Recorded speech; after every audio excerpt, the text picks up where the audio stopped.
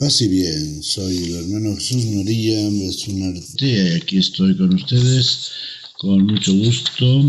Ya se me estaban pasando los días y es necesario que sigamos platicando sobre este gran tiempo de la Cuaresma, porque nos conduce a vivir el gran misterio, el misterio, digamos, más grande. Es difícil hacer comparaciones entre los misterios de Jesucristo, porque pues cuando hablamos del nacimiento de Jesús, pues realmente que es un misterio insondable, difícilmente valorado, y con palabras humanas y con nuestra capacidad valorar lo que significa ese misterio de Jesús, del Hijo de Dios, de la persona segunda de la Santísima Trinidad haciéndose hombre. Pero bueno, ese misterio está ordenado al misterio de la salvación, que culmina precisamente con la resurrección de Cristo. Y ¿cuál es el sentido de la Cuaresma? Lo decía la semana pasada al hablarles del mensaje del Papa: caminemos juntos en la esperanza, que la esperanza es Cristo resucitado. Caminamos juntos. Allí culmina la historia de la salvación, en la resurrección de Cristo, que es así al mismo tiempo glorificación de Cristo. Bueno, pues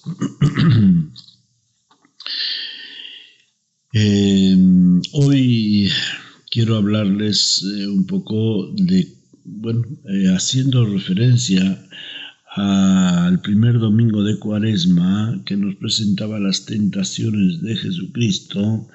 Pues eso nos está poniendo ante nuestra consideración como una orientación de por dónde ha de ir la conversión, nuestra conversión, eso es lo que nos dice la Iglesia al ponernos la ceniza: conviértete. ¿Por dónde ha de ir la conversión? Pues precisamente ahí las tentaciones de Jesús nos están apuntando algunos caminos y algunos peligros, ¿verdad? Caminos que son los que Jesús le propone ante la tentación del demonio: la palabra de Dios como camino de vida, el adorar a Dios, el vivir en la contemplación de la gloria de Dios y buscando su gloria en nuestra vida, y en tercer lugar el hacer la voluntad del Padre, el hacer la voluntad de Dios y no esperar que Dios haga nuestra voluntad, que sería el modo de resumir la tercera tentación, ¿verdad? Bueno, pues con esas tres pautas vamos a tratar de explicar un poquito el sentido que tienen las tentaciones hoy, porque las tentaciones, estas tres tentaciones de Jesús, del materialismo, del humanismo y ¿cuál sería la tercera? Sería el subjetivismo. El humanismo, subjetivismo y materialismo. Materialismo cuando el demonio le propone que convierta las piedras en pan, ¿verdad? Como queriendo decir que lo que él necesita ahora es satisfacer su hambre. El humanismo, al decirle el diablo, pues que le dará todo lo que quiera si le adora. Entonces ahí está. El humanismo: hacer del ser humano, cambiar los papeles y en lugar de adorar a Dios, adorarse a sí mismo, querer encontrar en sí mismo la gloria y la vida. Y el subjetivismo estaría en la tercera tentación, cuando queremos que las cosas sean a nuestra manera. Y de ahí le dice pues el diablo a Jesús que si quiere, si Dios le ama y él quiere verlo, pues que se aviente de lo más alto del templo y Dios lo socorrerá, ¿verdad? Entonces, pues Jesús le dice que no, que eso no le toca, no tentarás al Señor tu Dios, sino que a Él solo lo servirás. Bien, pues con esto comenzamos a hablar de las tentaciones de hoy. Nuestras tentaciones se llaman ideologías, las ideologías del mundo. Y precisamente podemos comenzar hablando de la primera, que como el materialismo. Es decir, querer encontrar en las cosas materiales la felicidad. Comer, tener y satisfacer así con las cosas, satisfacer nuestras ansias y nuestra sed de felicidad. Qué pobreza, ¿verdad? Reducir al hombre a eso. En segundo lugar está la ideología del humanismo, hacer del hombre el protagonista de la historia y en cierto modo querer ser como Dios. Esa tentación que no se acaba de erradicar de la mente del ser humano, querer ser como Dios, la primera tentación del ser humano, y no la acabamos de superar, Por eso el Papa Juan Pablo II nos hablaba de un humanismo idólatra. Es decir, que el ser humano quiere hacer de sí mismo su propio Dios. Tenemos luego la ideología del individualismo,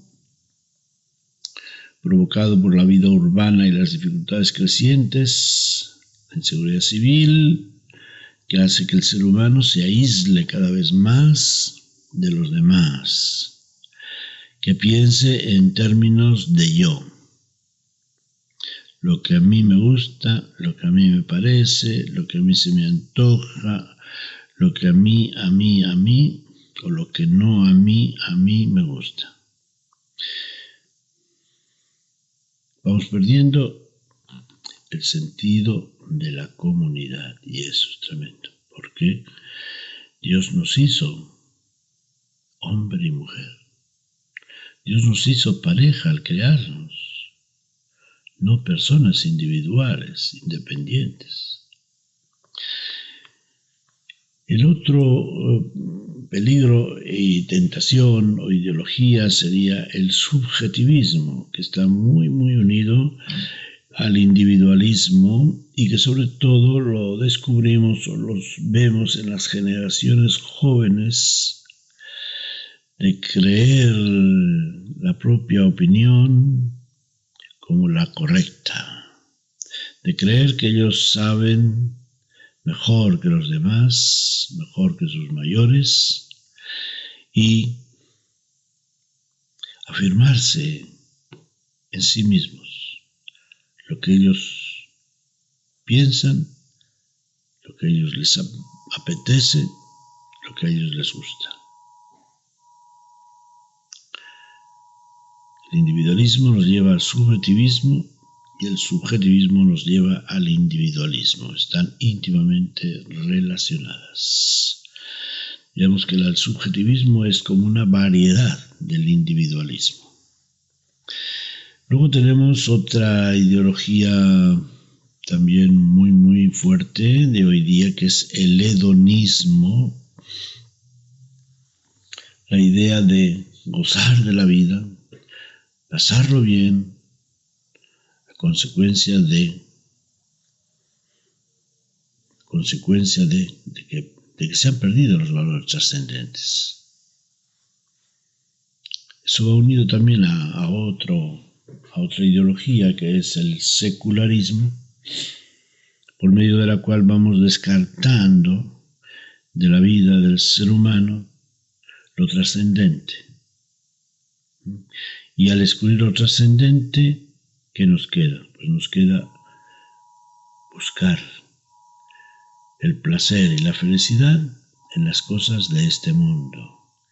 Y entonces se propone que el fin de la vida es ser feliz, gozar, pero ser feliz no en un sentido espiritual, sino en un sentido puramente sensitivo, corporal, sensible, lo que a mí me gusta, lo que a mí se me antoja. Frente a esto, no podemos ignorar que ciertamente hay provocaciones, que vivimos en un ambiente en el cual, no sé, como si dijéramos, estamos caminando en un piso minado. Y eso es el efecto de los medios de comunicación, de las redes sociales, que van marcando el estilo de vida y las motivaciones. Y hay que ver cómo algunas redes sociales, medios de comunicación, son una provocación constante al placer, a satisfacer la sexualidad, la lujuria,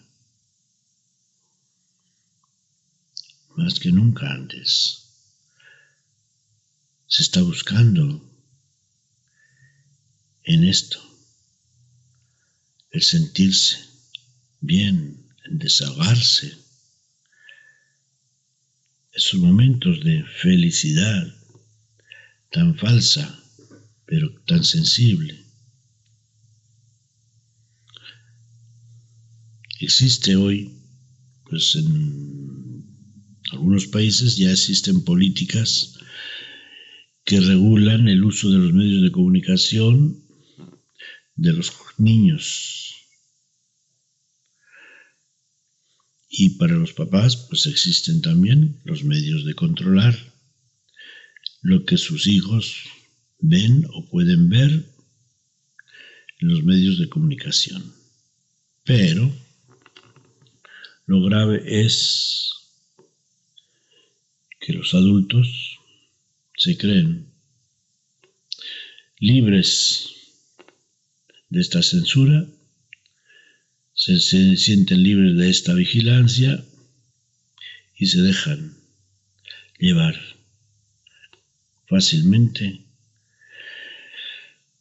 por esta pasión tan fuerte dentro del ser humano que es la sexualidad. Sexualidad, no la quiero llamar lujuria porque lujuria pues suena a la experiencia más bien de pecado, ¿no? Pero la experiencia de la sexualidad que nos hace sensibles al otro sexo, de tal manera que pareciera que la sexualidad solamente se puede satisfacer en una relación heterosexual,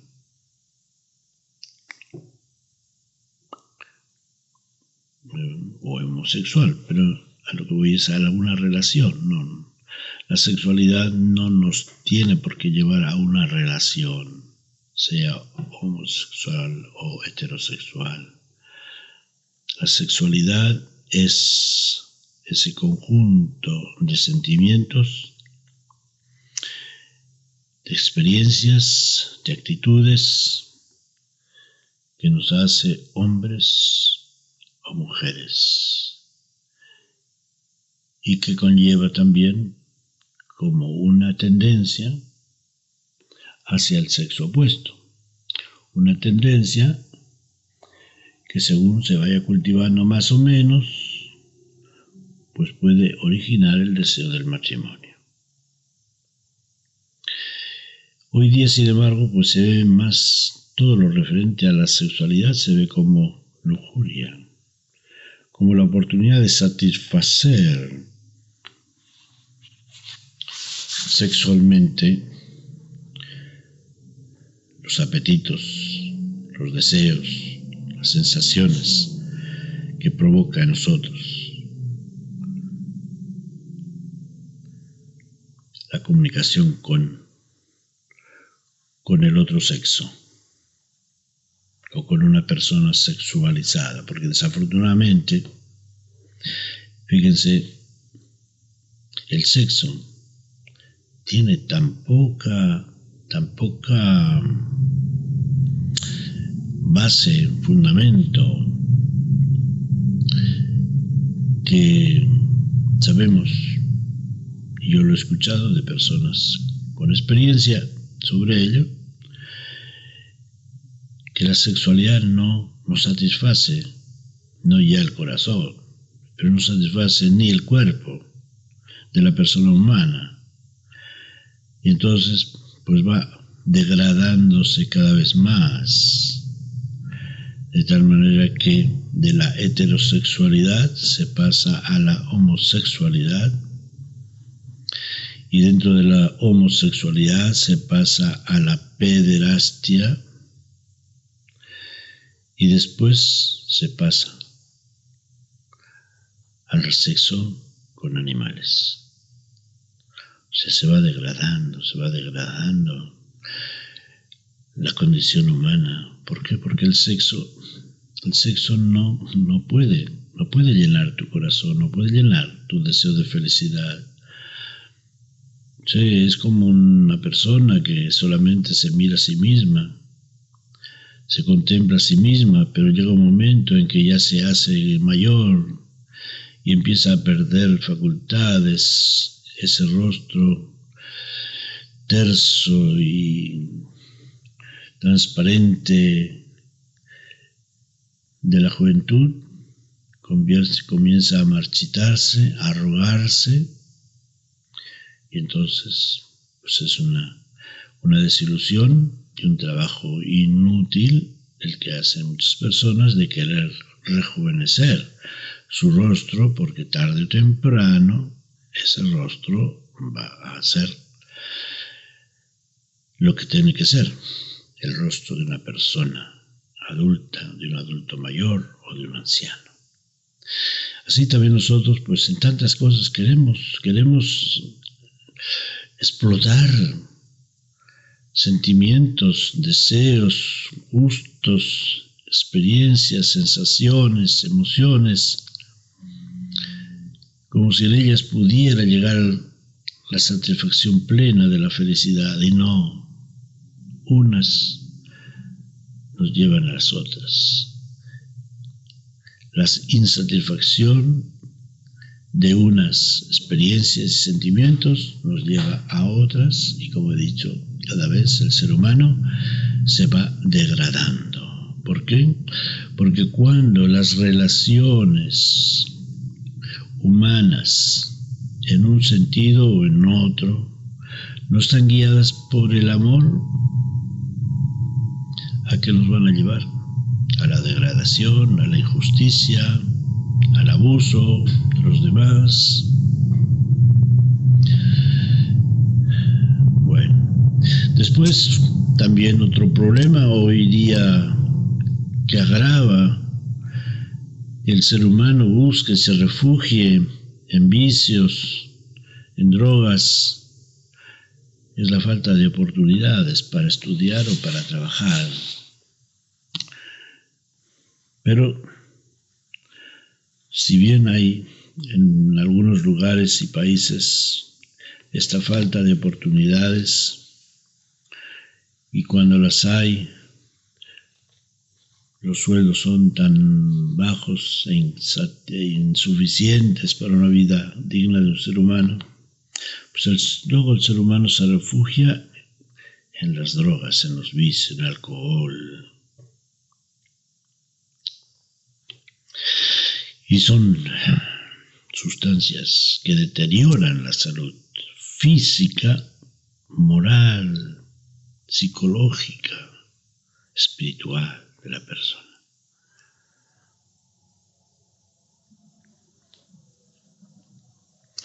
Después tenemos también el problema de la familia que va perdiendo valores y que debería de ser el recurso y el punto de referencia para una persona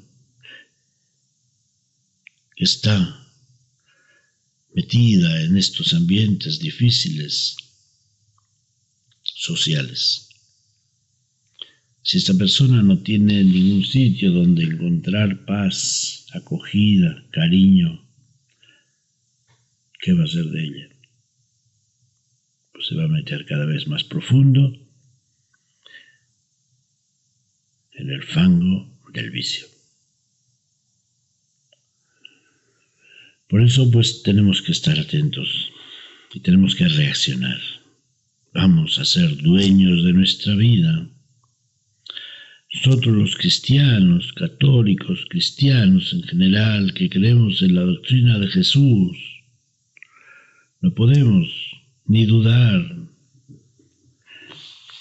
de que la verdadera doctrina es la de Jesús, de que Él es la verdad, el camino y la vida, y que nadie, ni nada merece la pena frente a la riqueza de vida y doctrina que nos ofrece Jesús en el Evangelio.